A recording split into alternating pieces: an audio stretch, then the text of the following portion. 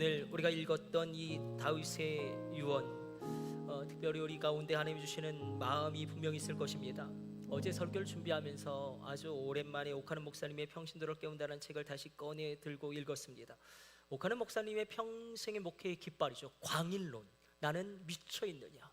나는 예수에 미쳐있느냐? 나는 제자훈련에 미쳐있느냐? 나는 말씀 선포에 미쳐있느냐? 진실로 주의 말씀대로 광야에 외치는 자의 소리는 뼈에서 우러나와 형체를 이루며 심장을 관통하여 피를 바르고 살갗이 터져 나므로 그 진국이 묻혀진 주님의 말씀일진데 나에게 과연 이 말씀 선포에 대한 절박함이 있는가? 제가 되묻지 않을 수가 없었습니다. 우리가 본질과 기능이 있죠. 우리가 갖고 있는 스마트폰은 다양한 기능들이 있습니다. MP3 기능도 있고요, 사진을 촬영할 수도 있고, 그리고 무엇보다도 여러 가지 인터넷을 검색할 수도 있겠죠. 그러나 이 스마트폰의 본질은 무엇입니까? 바로 커뮤니케이션이죠. 전화통화입니다. 만약에 전화통화가 되지 않으면 이 스마트폰은 장난감에 불과하겠죠. 교회의 본질은 무엇입니까? 교회의 본질, 모이면 예배하고 흩어지면 전도하는 것입니다. 그것을 위하여 한 사람을 그리스도 안에서 온전한 자로 세우는 것입니다. 골로새서 1장 28절 29절 사도 바울의 절규처럼 우리가 그를 전파하며 각 사람을 권하고 모든 지혜로 각 사람을 가르침은 각 사람을 그리스도 안에서 완전한 자로 세우려 함이라. 이를 위하여 나도 내 속에서 역사하시는 이의 역사를 따라 힘을 다하여 수고하노라. 여러분, 교회의 본질이 흔들려버리면 우리는 침몰할 것입니다. 오늘 그것을 성경이 고발합니다. 도대체 왜 솔로몬이라는 저 믿음의 거인이 무너졌는가? 그토록 믿음 좋은 아버지 밑에서 자라났고 하나님의 은혜를 받아 지혜와 명철이 뛰어났고 하나님의 풍성함과 부유함이 그의 일생 가운데 가득 찼음에도 불구하고 왜 이 믿음의 거인이 무너지고 침몰하였는가? 사랑하는 성도 여러분, 여러분의 믿음을 반석 위에 세우시기를 원하십니까? 복음 가운데 분명하게 견고하게 세워지기를 원하십니까? 십자가의 복음, 중생 성령 충만, 신유 축복 재림의 놀라운 복음을 붙잡기를 원하십니까? 하나님의 말씀에 영향받을지어다. 오늘 우리는 두 군데의 말씀을 읽었습니다. 얼핏 보면 상반된 말씀이죠. 열왕기상 2장은 다윗의 유언이죠. 솔로몬을 향한. 에스라 7장은 에스라의 결단과 에스라의 족보를 담아내고 있습니다. 이 두 가지 본문이 도대체 무슨 연관이 있고 상관이 있단 말인가? 여러분, 솔로몬과 에스라는 분명히 다른 시대를 살았지만 한 가지 뚜렷한 공통점이 있습니다. 바로 둘 모두 성전을 일으킨 리더였다는 것입니다. 여러분, 흔들리는 교회를 더 흔들지 마시고 주님의 교회를 세우는 리더가 될지어다. 솔로몬은 성전을 건축한 왕입니다. 1,000번제를 드리고 예루살렘 성전을 건축합니다. 그래서 첫 번째 예루살렘 성전을 솔로몬 성전이라 칭하는 이유도 솔로몬이 이 성전을 건축하였기 때문에. 그러나 이 솔로몬의 성전은 바벨론의 침공으로 말미암아 완전히 무너져 버립니다. 에스라는 아론의 16대 손이죠. 제사장입니다. 그러면서 학자죠. 제사장직은 혈통을 따라서 세습되었기 때문에 우리가 제사장의 계열이 있지 않습니까? 세 가지 계열이 적어도 성경에 등장하는데, 일단 사독 계열이죠. 아비아달 계열, 사독 계열, 그리고 아비아달 계열, 그리고 이다말 계열이 있습니다. 이 세 가지 제사장의 계열 가운데 이 사독 계열은 놀랍게 쓰임 받습니다. 에스라는 크게 쓰임 받습니다. 그러나 이다말 계열은 계속 헤매죠. 우리가 잘 알고 있는 엘리 제사장, 그의 두 아들 홈리와 비느하스는 이다말 계열의 제사장입니다. 무엇을 이야기하는가? 솔로몬이 무너진 이유, 이다말 계열 제사장들과 그 가정이 헤매는 이유, 그리고 사독 계열 이 에스라가 크게 쓰임받은 이유는 무엇인가? 오늘 설교의 제목 그대로입니다. 말씀의 영향을 받았다는 것입니다.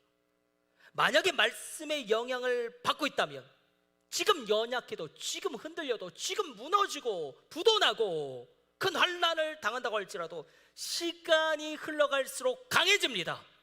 시간이 흘러갈수록 반드시 승리하고 반드시 돌파되고 반드시 잃어버렸던 기쁨을 회복하게 됩니다. 잃어버렸던 기쁨을 다시 회복할지어다. 여러분, 에스라는 학개 선지자를 통하여 하나님이 주셨던 그 이스라엘에게 주신 도전적인 말씀, 너희는 성전을 재건해라, 무너진 솔로몬의 성전을 다시금 일으켜 세워라, 그 말씀을 붙잡습니다. 그리고 그는 유다 총독 스룹바벨을 지원하며 대제사장 예수야를 권면하여 무너진 성전 건축을 감행합니다. 우리가 에스라 7장을 앞절을 읽지 않았죠. 이 일 후에는 어떤 일이 있은 이유냐면 성전 건축을 하나님이 감동하심으로, 그들 돕는 그 일 후에 하나님의 도우심으로 에스라가 이 예루살렘으로 돌아오게 되어진 긴 여정을 이야기하고 있습니다. 우리 하나님의 성전을 한번 생각해 봅시다. 하나님의 성전, 첫 번째 성전은 솔로몬의 성전이죠. 두 번째 성전은 스룹바벨 성전입니다. 학사 에스라, 대제사장 예수와 총독 스룹바벨이 세웠던 세 번째 성전은 헤롯 성전이죠. 예수님 당대의 성전인데, 솔로몬 성전은 바벨론의 침공으로 완전히 무너져 버렸고, 그래서 스룹바벨이 무너진 성전을 다시금 재건하고, 헤롯 대왕이 에돔 족속이고 혼혈 족속이었기 때문에 유대 민족을 다스리는 정통성을 얻기 위하여 환심을 사고자 46년 동안 짓고 있는 것이 바로 저 세 번째 성전 헤롯 성전입니다. 예수님 당시의 성전이죠. 그럼 신약 시대의 성령으로 말미암아 새로운 성전이 있게 되어지는데, 예수님의 몸인 교회가 이제 성전이 됩니다. 그래서 성전이라는 단어가 나쁜 단어가 아닙니다. 성전이라는 단어가 구약으로만 귀결되어지고 제한되어지는 단어가 아니에요. 새로운 성전, 성령으로 말미암아 새로운 성전이 이제 예수님의 몸인 교회가 되어지는데, 어디 기록되어져 있습니까? 요한복음 2장 19절 21절로 이렇게 기록되고 있습니다. 우리 같이 읽습니다. 너희가 이 성전을 헐라. 끊어보죠. 이 성전은 어떤 성전이냐면 세 번째 성전이에요. 헤롯 성전. 헤롯 성전을 헐라. 계속 읽습니다. 내가 사흘 동안에 일으키리라. 유대인들이 가로되 이 성전은 46년 동안 지었거늘 내가 3일 동안에 일으키겠느뇨 하더라. 그러나 예수는 성전된 자기 육체를 가리켜 말씀하신 것이라. 46년 동안, 그러니까 기존의 스룹바벨 성전을 다시금 어찌 보면 엄청난 규모로 리모델링하고 있는 그 성전을 이야기합니다. 그러나 신약 시대에는 성령으로 말미암아 새로운 성전, 예수님의 몸인 교회가 성전이라면 이제 성도인 나 자신이 성전이 되는 것이죠. 고린도전서 3장 16절 말씀 우리 같이 한번 읽어보도록 하겠습니다. 너희가 하나님의 성전인 것과 하나님의 성령이 너희 안에 거하시는 것을 알지 못하느뇨. 우리 다시 한번 읽어봅시다. 너희가 하나님의 성전인 것과 하나님의 성령이 너희 안에 거하시는 것을 알지 못하느냐. 자, 하나님의 성전이 나오는데 이 성전이 왜 그토록 아름답고 수많은 시편의 기자들 다윗이 그토록 사모하였는가? 그 건축물의 웅장하고 압도적인, 그리고 그 내부의 화려함, 눈부심 때문인가? 아니죠. 성전의 아름다움은, 성전의 능력과 권능은 무엇입니까? 기능의 아름다움이에요. 기능의 아름다움.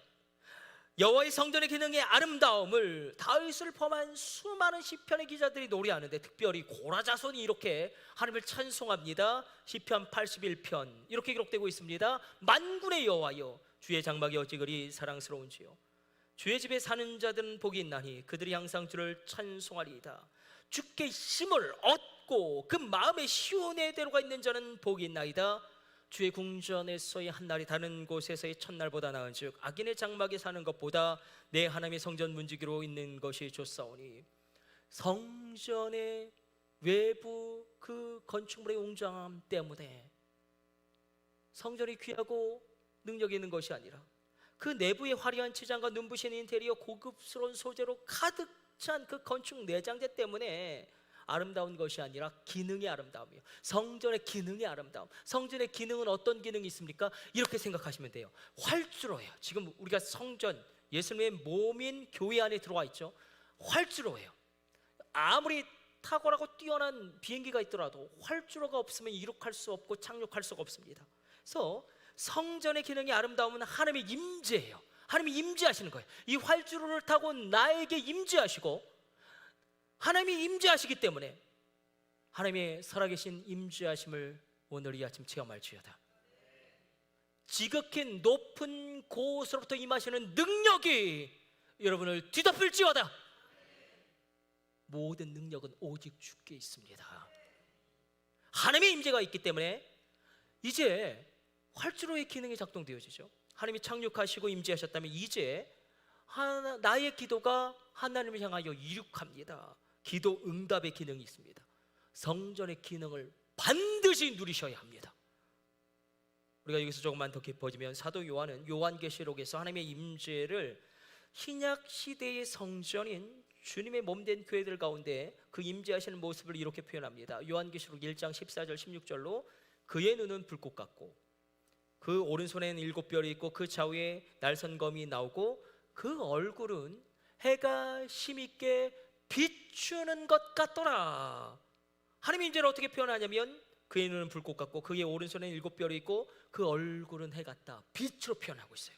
하나님의 임재가 빛으로 다가온다. 그러나 또 하나 그 입에서 나오는 좌우의 날선검, 이것이 무엇입니까? 하나님의 말씀이죠. 좌우의 날선검, 신약과 구약이란 그 하나님의 좌우의 날선검, 하나님의 임재를 빛과 말씀으로 표현하고 있는데 하나님의 임재가 빛과 같다. 이것은 우리에게 금방 이해가 갑니다.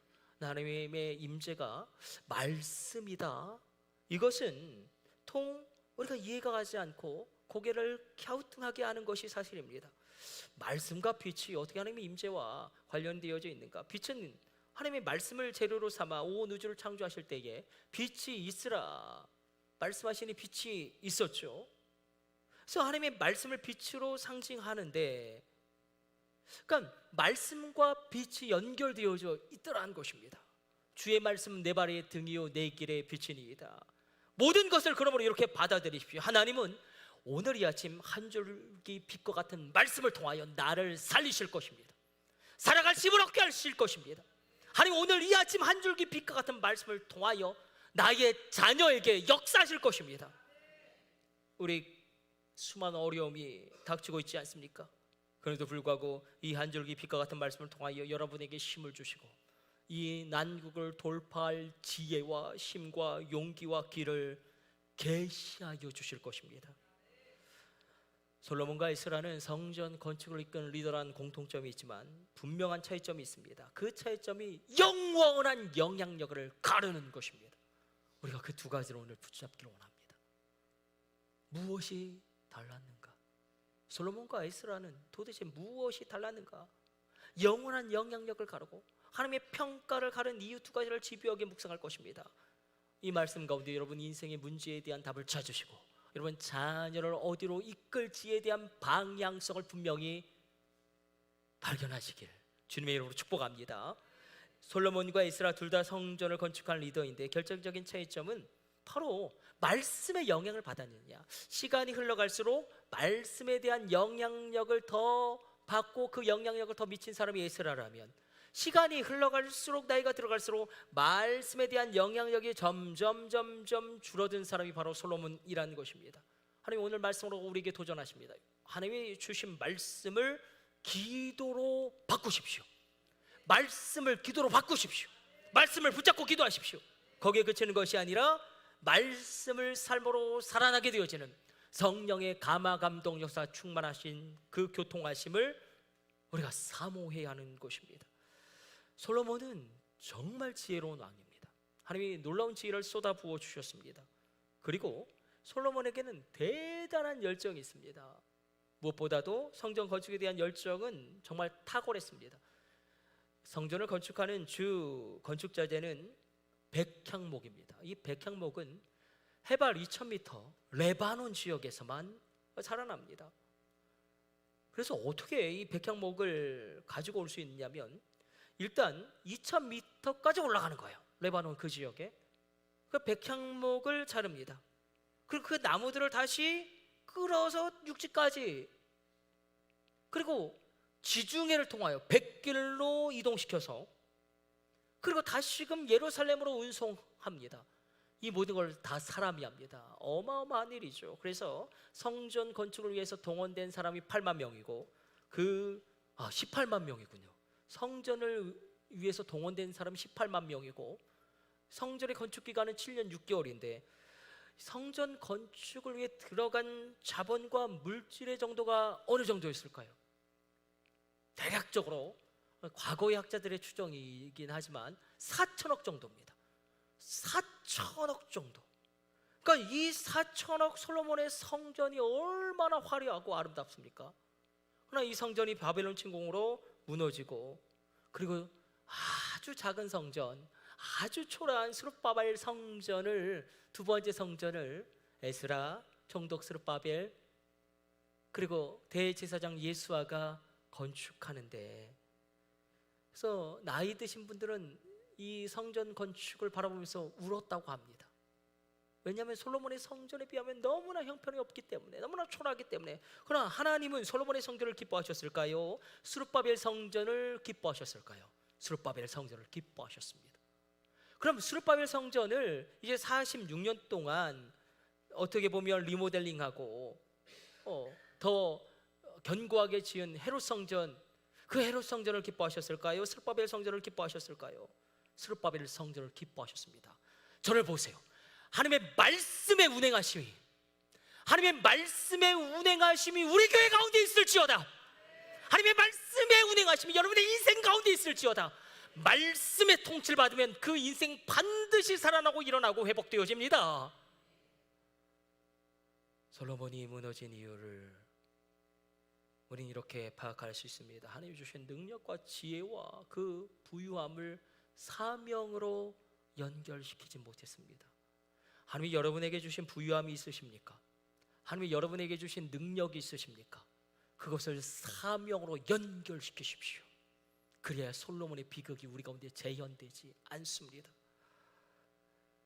원래 거대한 댐이 무너질 때는 아주 조그만한 구멍, 아주 그리고 근소한 틈, 내 신앙의 구멍이 무엇인가, 내 신앙의 틈이 무엇인가, 그것을 정확하게 오늘 말씀 앞에서 판단하셔야 합니다.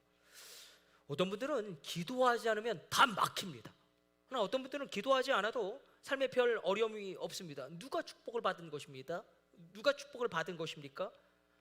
내가 어떻게 해서든지 기도할 수밖에 없다면 나는 하나님의 은혜의 지배 아래 있는 것입니다. 어떤 분들은 예배하지 않으면 죽을 것 같습니다. 어떤 분들은 예배드리지 않아도 그냥 그렇습니다. 누가 축복을 받은 것입니까? 어떻게 해서든지 내가 예배를 드리지 않으면 이 한 주간을 살 수가 없다면 나는 하나님의 가장 강력한 인도하심 가운데 걸어가고 있는 것입니다. 여러분, 오늘 찬양할 때 여러분 가슴이 뛰시길, 말씀 가운데 여러분의 가슴이 뛰시길. 신앙의 틈, 신앙의 균열, 신앙의 구멍이 해결되지 않으니 솔로몬도 무너졌는데, 솔로몬에게 있어서 신앙의 틈, 신앙의 조그마한 구멍, 그 균열은 무엇이었냐면 말씀에 대한 영향력이 점점점 줄어드는 것입니다. 말씀의 영향을 받지 못했다. 이것은 말씀의 은혜를 받지 못했다. 그래서 말씀의 은혜를 받지 못하면 정말 위험합니다. 이 안에 말씀이 없는 것입니다. 솔로몬이 이런 상태가 지속되면서 나이가 들수록 말씀에 대한 영향력은 줄어들고, 나이가 들수록 이방에서 데려온 자신의 아내들에 대한 영향력이 커지니 끝내 배교해버리고, 그러나 노년에 회개하고 돌아오죠. 얼마나 다행인지. 아예 유다 지파의 왕권 자체가 없어질 뻔했습니다. 솔로몬의 문제는 다윗의 길로 행하지 않은 것입니다. 다윗은 절대 결혼 동맹을 맺지 않았어요. 그러나 솔로몬은 결혼 동맹을 맺어서, 그러니까 결혼 동맹을 통해서 외교적인 평화를 누리고 국가를 부강시키려고 합니다. 그래서 다른 나라, 이방 나라의 공주가 오면 우상을 가지고 옵니다. 그리고 솔로몬과 사이에서 태어난 왕자 공주들에게 우상을 믿게 하고, 그 결과 온 유다와 예루살렘이 우상 숭배의 도가니가 되어지고, 그 한복판에 예루살렘 성전이 위태롭게 서 있는 것입니다. 솔로몬이 무너진 본질, 지혜가 있었으되 말씀이 없으니 무너지더라. 열정이 있었으되 말씀이 없으니 이 거인이 침몰하더라. 좋은 인간관계는 있었죠. 그러나 말씀이 없으니 그 끝이 허망함으로 귀결되더라. 그래서 다윗이 죽기 직전에 그 유언을 남기는데, 그 유언은 다른 것이 아닙니다. 20살의 솔로몬에게 너 말씀에 영향받지 않으면 너의 인생은 끝장난다. 우리 한번 열왕기상 2장 1절로 2절로 3절까지 말씀 확인해 보도록 하겠습니다. 우리 같이 읽습니다.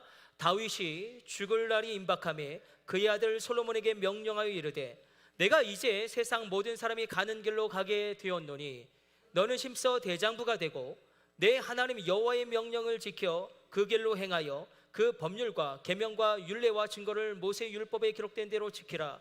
그러면 내가 무엇을 하든지 어디로 가든지 형통할지라. 여호와의 명령을 지켜 그 길로 행하라. 여호와의 명령은 하나님의 말씀입니다. 대장부가 되어라. 대장부는 히브리어 원어로 레이시인데 이것은 우리가 생각하는 그런 대장부가 아니라 영향력 있는 사람이에요. 강하고 영향력 있는 사람.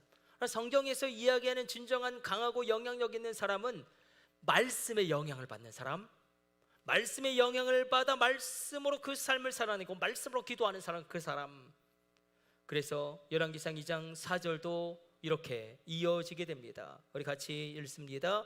여호와께서 내 일에 대하여 말씀하시기를 만일 내 자손들이 그들의 길을 삼가 마음을 다하고 성품을 다하여 진실히 내 앞에서 행하면 이스라엘 왕이 오를 사람이 내게서 끊어지지 아니하리라 하신 말씀을 확실히 이루게 하시리라. 말씀을 이루시기를 원하십니까? 언약이 성취되어지기를 원하십니까? 다윗이 20살 솔로몬에게 외칩니다. 아들아, 너 이제 왕이 되지만, 너 이제 20살이지만 너에게 가장 중요한 것은 말씀의 영향을 받는 것이다. 너희 일생을 말씀을 붙잡고 걸어가는 것이다. 그러나 솔로몬에게는 말씀을 붙잡는 간절함이 없는 것입니다. 말씀에 은혜 받지 못하는 자신의 상태에 대한 안타까움이 없는 것입니다. 그럼 기도라도 해야죠. 하나님, 말씀이 나에게 전혀 들리지도 않고 말씀이 전혀 나의 마음에 와닿지도 않습니다. 어떡합니까? 기도라도 했으면 하나님의 은혜를 베풀어 주셨을 터인데 그의 지혜가 온 열방 가운데 칭송받았을지라도 말씀이 없으니 거인이 침몰하는 것이고 열정이 있어서 성전을 아름답게 건축하였지만 하나님의 평가는 매몰찬 것입니다. 너의 인생과 너의 삶에 내가 가치를 부여할 수 없다. 여기서 한번 에스라를 생각해 봅시다. 우리 7장으로 가서 1절에서 5절까지 족보가 나오죠. 그냥 우리 1절과 5절만 읽어봅시다. 같이 읽습니다. 2일 후에 바사왕 아닥사스다가 왕에 있을 때에 에스라라는 자가 있으니라.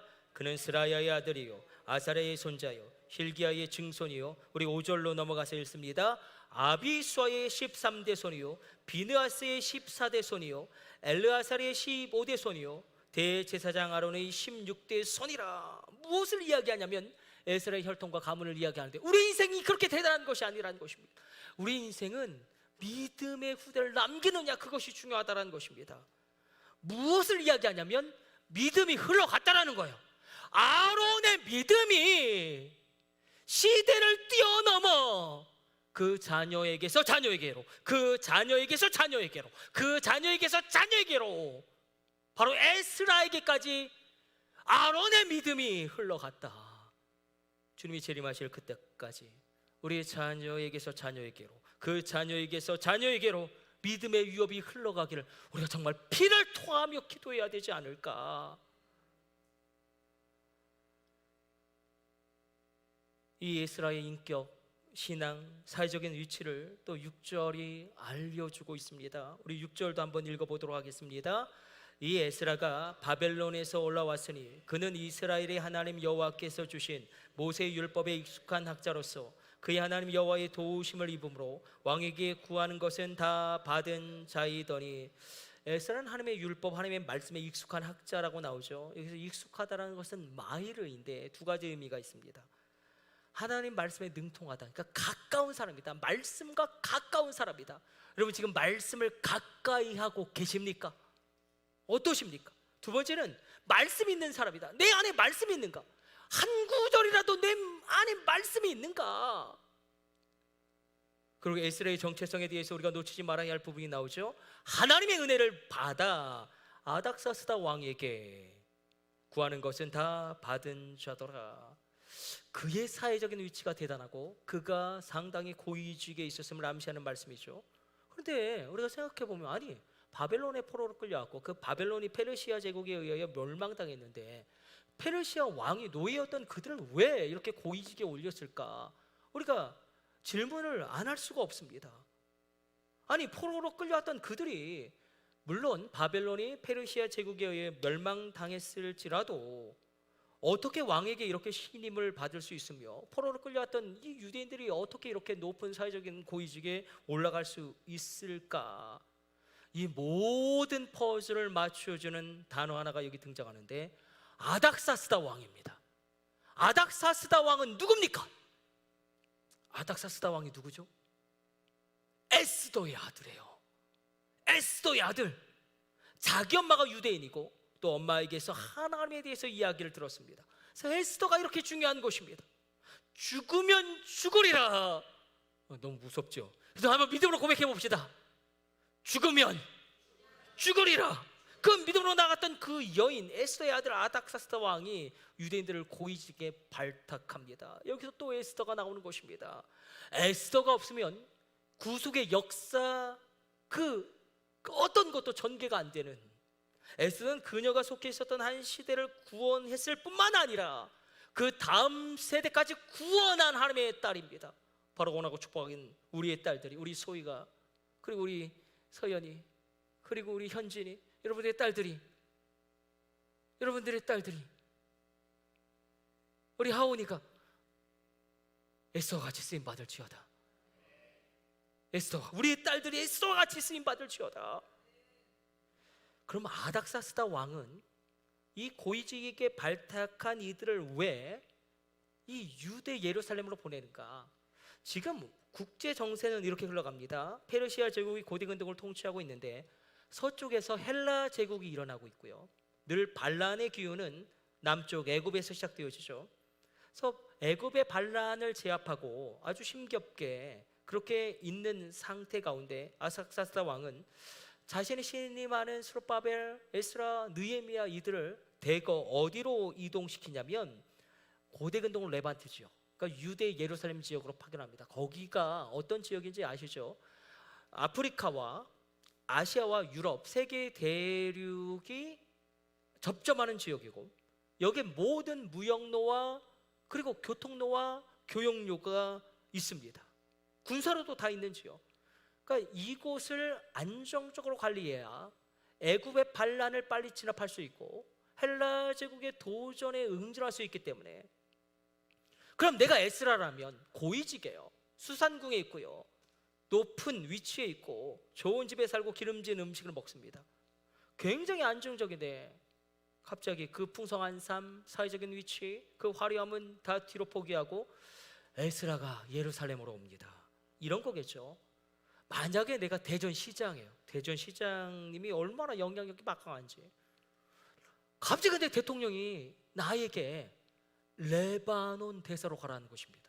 레바논 막 테러가 일어나고 무장정파 헤즈볼라가 지금 난리가 일어나고 있고 이스라엘과 막 전쟁하고 막 죽어나가고 사람 난리가 아닌 그겁니다. 그럼 여러분 레바논 가시겠어요? 저는 안 갈 것 같아요. 에스라는 그 길을 걸어가는데 우리 7장 8절 9절 10절 읽고 말씀 정리해 보도록 하겠습니다. 에스라 7장 8절 9절 10절 우리 8절로 10절까지 읽습니다. 이 에스라가 올라왔으니 왕의 제7년 다섯째 달이라 첫째 달 초하루에 바벨론에서 길을 떠났고 하나님의 선한 손의 도우심을 입어 다섯째 달 초하루에 예루살렘에 이르니라.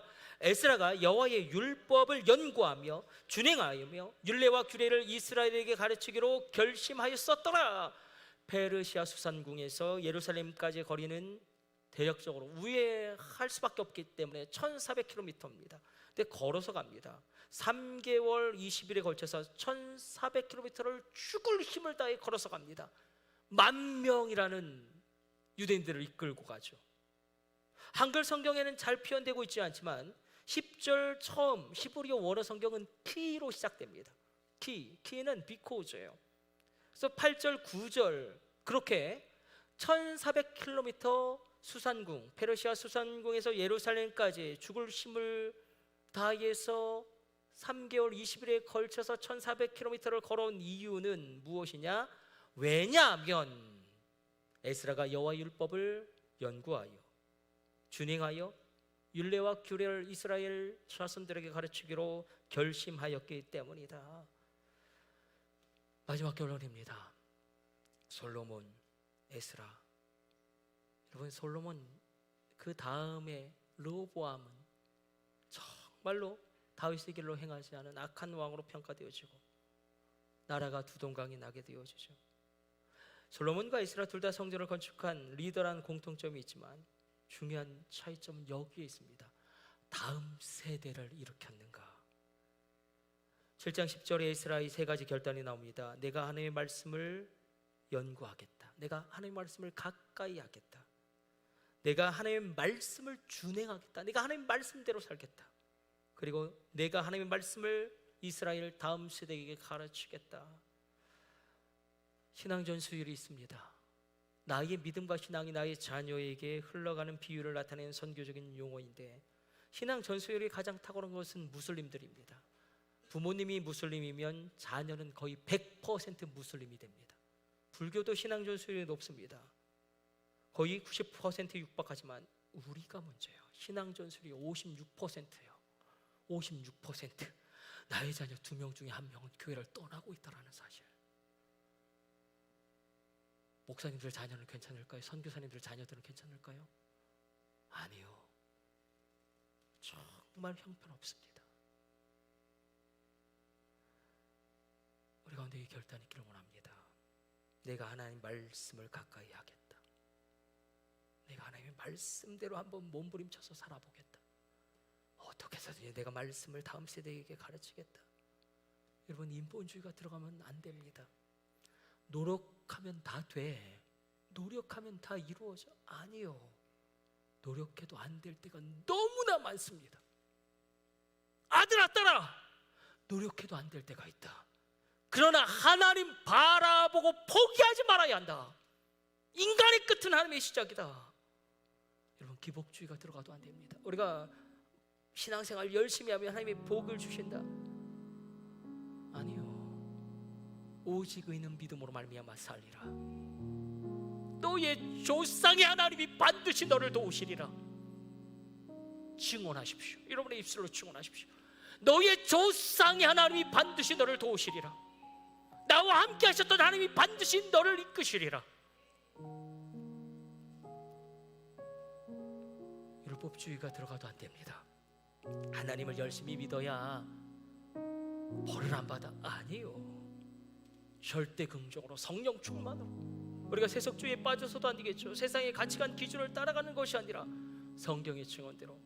그러므로 형제들아, 내가 하나님의 자비하심으로 너희를 권하노니 너희 몸을 하나님이 기뻐하시는 산 제물로 드리라. 이는 너희가 드릴 영적 예배니라. 너희는 이 세대를 본받지 말고 오직 마음을 새롭게 함으로 변화를 받아 하나님의 선하시고 기뻐하시고 온전하신 뜻이 무엇인지 알도록 분별하도록 하라. 삶이 흔들리십니까?